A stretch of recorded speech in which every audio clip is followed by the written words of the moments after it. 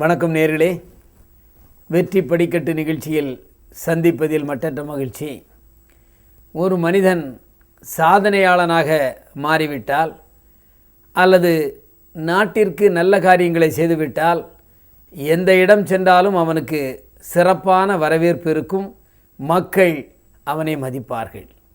அந்த மதிப்புக்கு காரணம் அவனது செயல்பாடு, அவனது சாதனை. அந்த சாதனை அவன் எங்கு சென்றாலும் மக்களால் போற்றப்படும். இப்படித்தான் இங்கிலாந்து நாட்டில் வாழ்ந்த ஒரு விஞ்ஞானி வைசூரி என்று மக்களையெல்லாம் அளித்த நோய்க்கும் அம்மை நோய்க்கும் மருந்து கண்டுபிடித்தவர்.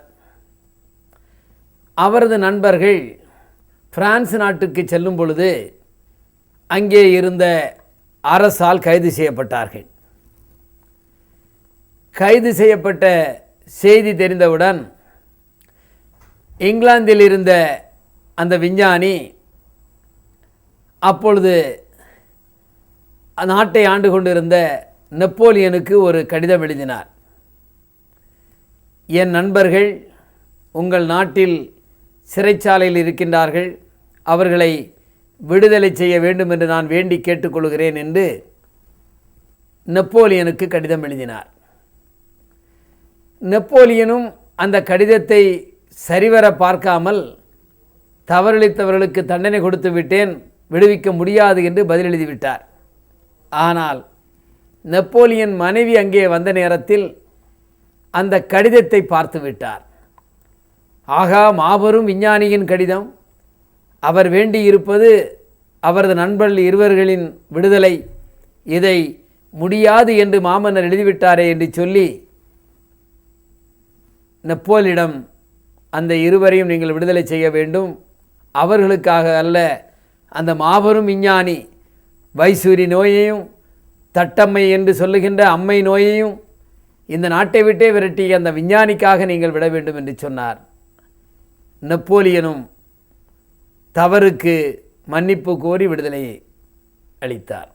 இதிலே இருந்து நாம் தெரிந்து கொள்ள வேண்டியது என்னவென்று சொன்னால், நெப்போலியன் இருக்கின்ற இடம் வேறு, அந்த விஞ்ஞானி இருக்கின்ற இடம் வேறு. ஆனால் அவர் செய்த சாதனை, இந்த மனித உலகத்திற்கு அவர் செய்த சாதனை நெப்போலியனிடம் கூட கருணை பிறக்க செய்து அவருக்கு ஒரு நல்ல ஒரு சிந்தனையை கொடுத்து பாராட்டுகின்ற அளவிற்கு நல்ல காரியங்கள் இந்த நாட்டில் ஈடுபடுகிறது.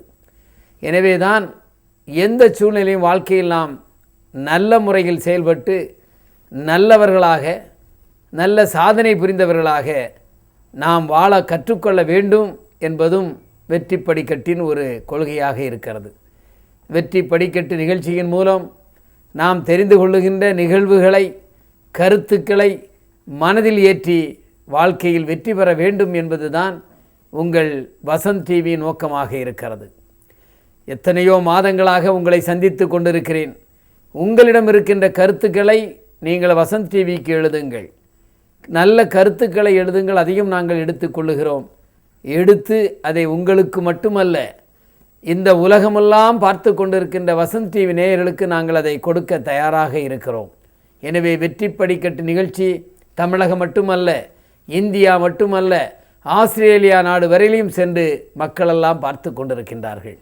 வெற்றி படிக்கட்டு நிகழ்ச்சி எல்லோருக்கும் பயன் தருகின்ற நிகழ்ச்சியாக உங்கள் வசந்த் டிவி நடத்தி கொண்டிருக்கிறது.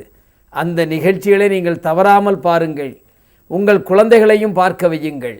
பிஞ்சு உள்ளங்களின் அந்த இதயத்தில் இது பதிந்தால் அவர்களும் வெற்றியாளராக மாறுவதற்கு ஒரு வாய்ப்பினை நாம் கொடுக்கலாம், இந்த வசந்த் டிவி கொடுக்கும்.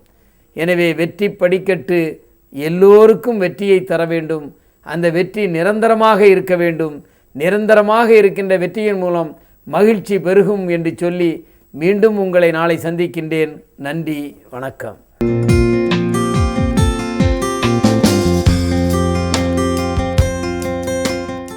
வெற்றி படிக்கட்டு புத்தகம் அனைத்து வசந்தங்கோ கிளைகளிலும் கிடைக்கும். ரூபாய் 150 மட்டுமே.